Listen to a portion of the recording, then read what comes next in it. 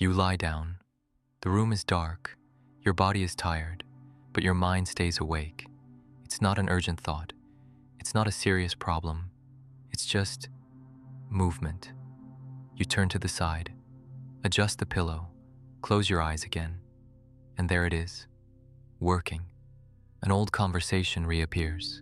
A sentence is revised. A future scenario forms for a few seconds and disappears. Nothing seems big enough to justify it. And yet, you can't stop. That's the unsettling part. You're not in crisis. You're not panicking. You're not living through something extreme. You're just trying to rest, and your mind won't shut off. During the day, this is barely noticeable. There are tasks, conversations, decisions. Attention has a destination. There is something concrete to organize mental energy around. Even when it's tiring, there is direction. But when silence arrives, something curious happens. The external slows down. The internal takes over. It's as if the mind, accustomed to tracking something all the time, doesn't know what to do when there is nothing left to track. So it creates continuity, not because there's a real problem, but because stopping completely feels unnatural. And the more you try to interrupt it, the more aware you become of the movement itself. I need to sleep. I need to stop thinking. This isn't important. Those phrases appear, and ironically, they keep the activity active. The strangest part is that it doesn't feel like too much thinking. It feels like a lack of closure. One thought leads to another. Not because of deep logic, but because of proximity. One memory pulls another. One possibility calls a variation. One variation reopens the initial point, and you realize you've returned to exactly the same mental place several times that night, without necessity, without urgency, without resolution. This movement isn't dramatic enough to frighten you, but it's persistent enough to prevent real rest. And maybe the most uncomfortable part isn't the thought itself. It's the feeling of not being able to stop. You didn't choose to continue, but you can't seem to interrupt it either.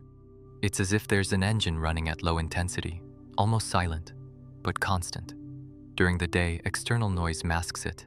At night, it becomes obvious. And then a question appears that is rarely clearly formulated. Why won't my mind stop, even when everything is already over? There's no pending task, no conversation in progress, no immediate threat, and yet something keeps operating. Maybe what bothers you isn't the content of the thought. Maybe it's the automatic continuity. You're tired, but your mind is still working, not on anything specific, just working. And the more you observe this, the more you realize it's not an isolated episode. This happens whenever the external pace slows down. In the shower, in traffic, in the checkout line, in bed before sleep. Silence doesn't bring immediate rest. It brings internal movement. And maybe the problem was never thinking too much. Maybe the problem is that the system simply doesn't receive a clear signal of completion. But that still isn't completely clear. What is clear is only the experience. You are exhausted, and your mind won't stop. During the day, this continuity seems functional. You reply to messages, attend meetings, handle small pending tasks. There's always something happening, something asking for focus, and the mind follows. But what is almost never noticed is that it doesn't only follow what is necessary, it continues. Even after the task ends, a conversation ends, but internally it is still revisited. A decision has already been made, but small variations continue to be simulated. An irrelevant detail keeps being mentally adjusted. None of this is dramatic. None of it seems important. But none of it fully closes. And that's the subtle point. The mind rarely works only when called. It works through continuity. When one activity ends, the system does not receive an internal shutdown command. It simply switches objects. If there is no more external task, the focus turns inward. And inside, there is always something available, a memory, a hypothesis, a microanalysis. It's not explicit anxiety. It's not intense worry. It's light monitoring, a kind of automatic vigilance that remains active even when there is no threat.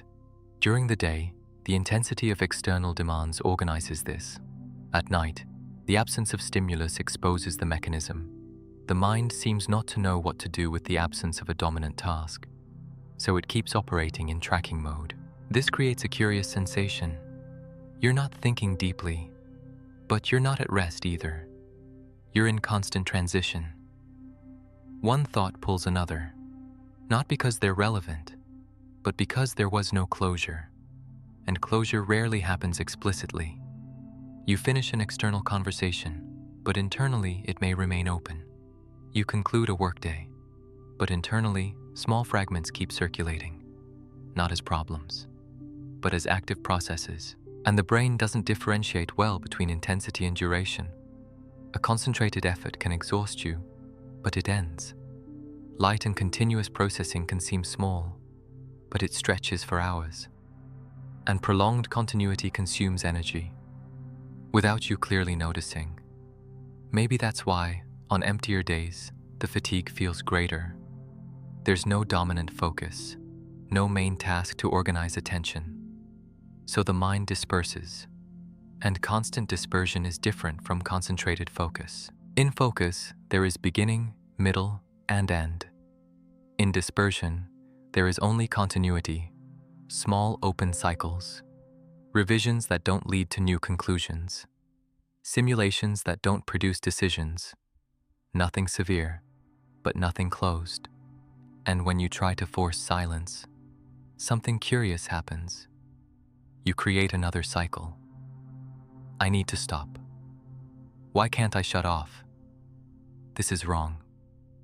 The attempt to interrupt becomes another object of monitoring. And the system remains active, not because of intensity, but because of habit. Maybe the mind isn't out of control. Maybe it's simply operating exactly as it learned to operate, to track, to observe, to review, without a clear point of closure. And when this pattern repeats for weeks, months, years, it stops feeling like a pattern. It starts feeling like personality. I think too much. That's just how I am. But what if it isn't about quantity? What if it's about continuity? If the problem isn't the intensity of thoughts, but the fact that they rarely receive an internal point of conclusion, that question begins to shift perception. Because maybe what keeps your mind awake isn't a big problem.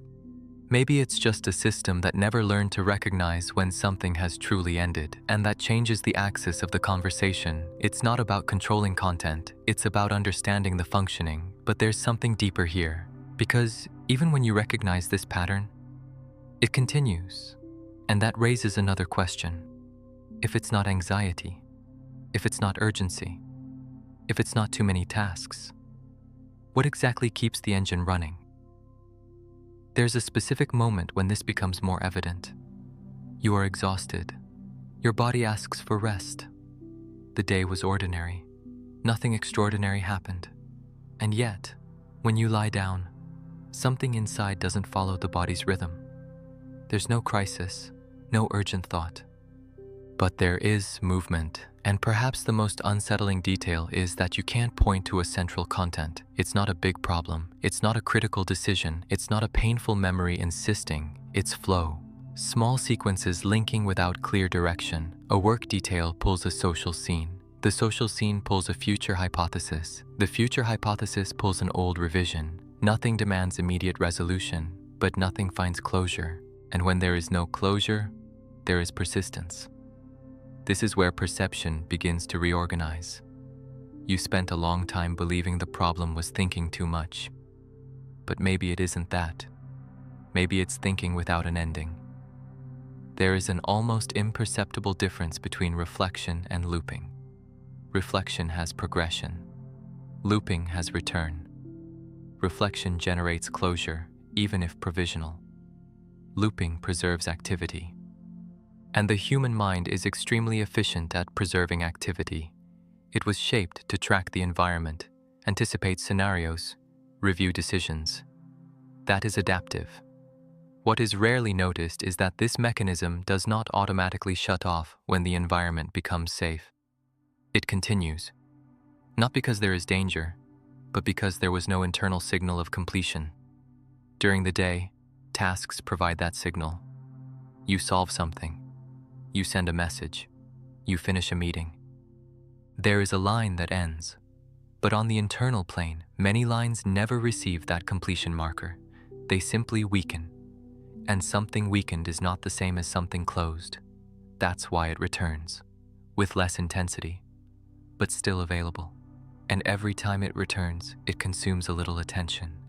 It's not intensity that drains. It's constant availability.